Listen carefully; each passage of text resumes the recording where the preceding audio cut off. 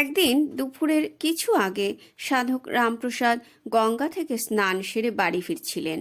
গুনগুন করে আপন মনে স্বরচিত শ্যামা সঙ্গীতের মাধ্যমে মায়ের বন্দনা করতে করতে তিনি পথ চলছেন। এমন সময় এক নারী কোথা থেকে তার পথ আগলে দাঁড়ালো।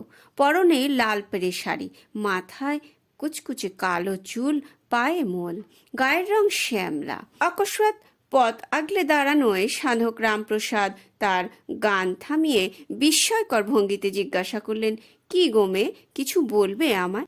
মেয়েটি ভুবনমোহিনী হাসির ঝিলিক ফুটিয়ে বলল, বাবা ঠাকুর, তোমাকে প্রায়ই দেখি এ পথে গান গাইতে গাইতে যাও।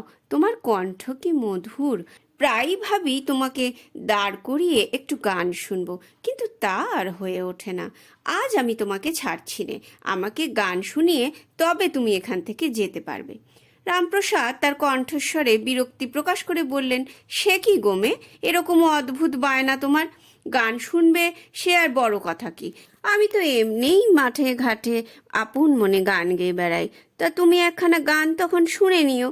কিন্তু এখন কি দাঁড়িয়ে গান শোনাবার সময় বলো? এখন সময় নষ্ট হয়ে যাচ্ছে। মায়ের ভোগের সময় হয়ে গেল, দেরি হলে তার আবার গোসা হয়ে যাবে। সে বড় অভিমানী কিনা।